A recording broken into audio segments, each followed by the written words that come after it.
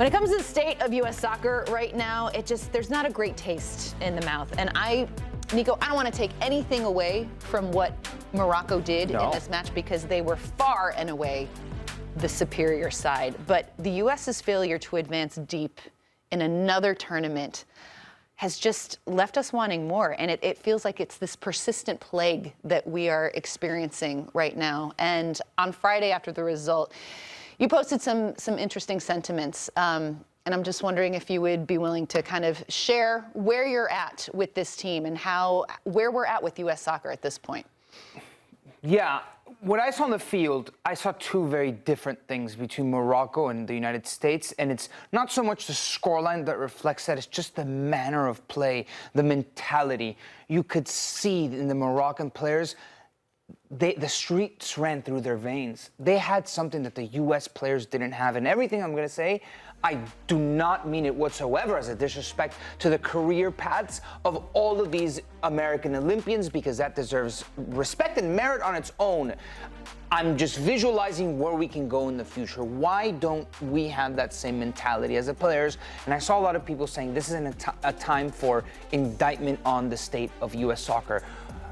I disagree, because what I'm seeing is a consistent patterns in the way we're eliminated from tournaments at all levels and the wall that we're hitting. It seems very similar, and a lot of that comes down to the mentality that the players have. And obviously that prompted my whole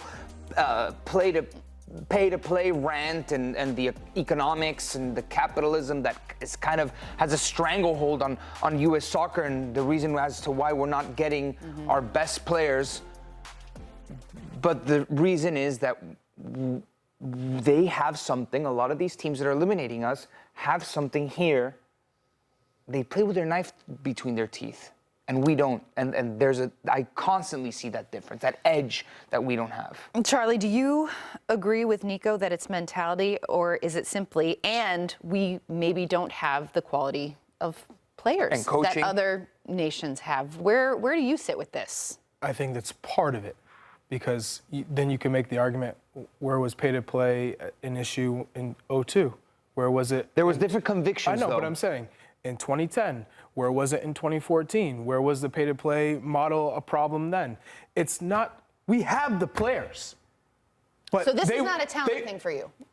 Well, it is, because my whole point was, when you watched Morocco, did they play with freedom? Did they play with flair? Did they have players who were not afraid to do Rabonas, who weren't afraid to do the back heels in a tight knockout game? Where are players who show creativity, who are daring, who do something in those one-on-one moments, who come up with moments of magic? Where are them? Because it goes back to what I was saying when they named this roster. They're all cut from the same cloth. Where are the difference makers? I didn't see it. And on top of that, the coaching. Yeah, you lose to France. You get absolutely spanked by France in the second half, for sure. I think the game plan was pretty good, but then the players didn't execute in those moments where you need, if you're going to play that certain style. You beat New Zealand, you beat Guinea. Easy. You're supposed to beat them. Yep. So you did what you're supposed to. Now Morocco is a real challenge. If you played it right, you have a good chance. But they were on an island. The game plan, you saw the line, the space between the lines. They had no chemistry, zero chemistry. Bucio, the injury to Bucio was massive. And I said it from the beginning. Jack McGlynn, you're asking him to do too much if you're allowing him to have to cover so much ground in the midfield when you have these big spaces. The U.S. had zero possession. They didn't control the tempo whatsoever. And Jack McGlynn's not that player in a game like that. So you saw Mihailovic is an overage player. Did he look or play like an overage player in this game? This is a game where you need the overage players to stand out. Yeah. Ghost, substituted, early.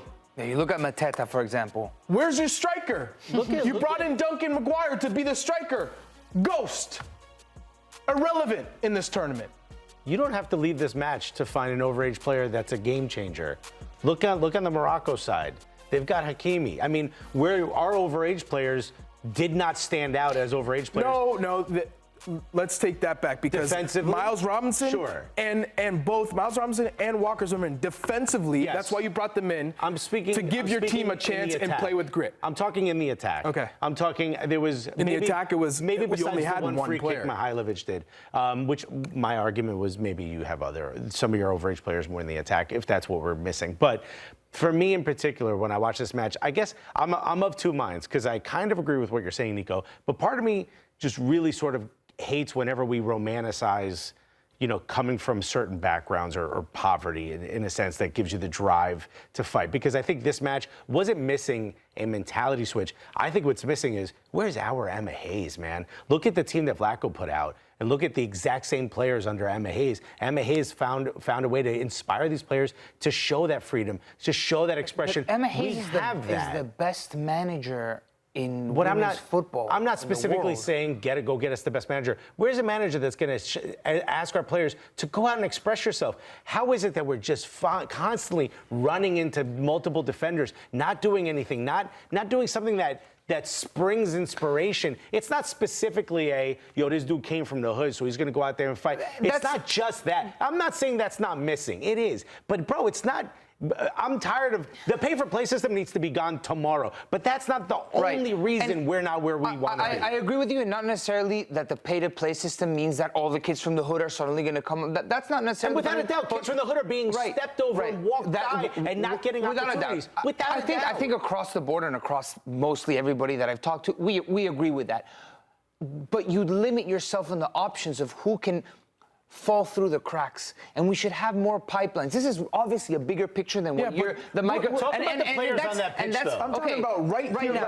Okay. Let's talk about right here, right now. That is not what we need to be talking about at this moment. But to Nico's point, he's also right. Yes, obviously, I think what we bring to the table, I'm thinking of something very macro. You're thinking of something very micro, and I think these are all parts of an issue that caused the greatest storm. And I agree with you. Obviously, I'm not saying you fix play to play and we're going to be the best team in the world. Obviously not.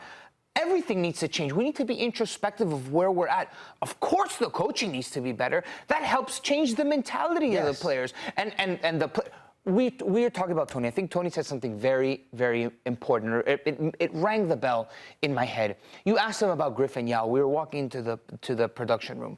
You asked him about Griffin Yao and like what he needs to do to take the next step. And Tony says, this is what Tab would say. Every team has 11 Griffin Yaos. There's Griffin Yaos riddled all over the world. Like that guy isn't like our game changer is everybody else's standard. Like minimum. In Argentina, you can find a Griffin Yao. Lift any rock and you'll find 15 Griffin Yao. What do we need to do as a country to have that, to get to that level where all of our guys we're saying, okay. I think that's the expectation. 330 million people in this country. And by the way, if you look at it from an expansive point, there's a bunch of different things that can create football factories, right? One of the big denoting things is when your country gets stability in its economy and the food system allows for a lot more protein to be eaten. It just creates more athletic players at a younger age. We have that already. But we're there. Hold on a second. We have that already. So out of 330 million people, and I always talk about Uruguay, Uruguay's 3.5 million people. That's 10% of our population, and they're constantly in the top 10. Why are we even talking about that? Because hold on a second, because I want to give quality. Hold on a second. Now. Let me land. I want to give him his. I want to pay due to what you're saying. So if we were to find a way to turn this into a football factory, yes, the players would work themselves out so that the first 11 are always the absolute best. And I agree with you, would be at the top of the charts across the board. That said, these 11, could we have expected this 11 to play better against Morocco? Absolutely. This 11 could have played better. I don't think it would have been good enough still. That's what I'm trying to get at, because I see what you're saying. That look at this 11 now. All right, I'm thinking of this 11 on its best day. Probably still not enough to beat that Moroccan team I'll tell on you its right, best day. The way that they were set up to play in this game certainly wouldn't make a difference because there was no connectivity. And then you go down 1-0 in the first half. Where are the changes in the second half? You trot out the same team and the same style and the same form. But goes back to what you said. You think something's going to change? Goes back to what you said. They didn't bring anything. Who are you going to bring in anyway? Can I ask a question to Charlie? Because there was a lot of one of the narratives that following this loss was that, well, we didn't have our best players, and guys like Ricardo Pepi were not allowed. I can't accept that when the coach on our show said we got all the players we wanted. If that's the case, then this falls on your lap. But does that change anything? If those guys were available, Charlie, does it change anything? Would we have been eliminated at the exact same stage had we had a Ricardo Pepi? Well, what we saw from the coaching in that game, I would say nothing would change. Yeah. Of course, you have players like Yunus Musa and Gio Reyna and Ricardo Pepi, that Serginho Dest, if he was not injured, right, that would make a difference. You literally just named 3 players that would have absolutely made a difference. They make a difference. But the way that this team was set up to play the game, there was nobody dictating the tempo and saying, you know what, let's keep the ball. Let's consolidate the lines and figure out a way to change the tide, because it wasn't coming from the players. So then you have to look at the manager to say, all right, well, maybe we change the formation because this isn't going to work against this Moroccan side. And that never came. For me, we didn't have our best team is a lame excuse because everybody deals with this dynamic in the Olympics. France lost Khéphren Thuram. Ask Thierry, he probably would have wanted to take, if he could pick with do you know how many no players limitations. Thierry had said? Yeah. Thierry No got the limitations. no thanks to a number of players. Two of the players in the Moroccan team are midfielders playing on the back line. Like, everyone deals with this. Yeah. It's not like, oh, if we would have taken, if we would have, woulda, coulda, shoulda. I really don't like conditional statements in soccer after the fact because they don't do anything. The reality we're in is now Argentina deals with the same thing, France deals with the same thing, Spain deals with the same thing. That's how the Olympics work. And that's the reality, that's the hand we were dealt, and the coach on our show said this is the best team we could take to the Olympics. No, he specifically said we got the players we wanted. That means this and you're was your telling me choice. a Diego Luna in that Morocco game his style wouldn't have made a difference had he been playing Is that the type of player? Is that the difference makers that you're looking for? Yes. Is it a different player profile? Someone who is willing to do different things on the ball. Because what you saw was very vanilla. To be blunt, it was vanilla, it was predictable, and it was boring. And that's what we keep going back to is we get to a certain stage and it's, we know exactly what's going to come. And know exactly how we're going to play. We know exactly what the tactics are going to be and the setup, and nothing's going to change. And if we know it, the coach of the other team definitely knows it. That's Netherlands against the U.S. at the World Cup. And back to one of the things you said, whoever said this isn't the time for the indictment. What are we talking about?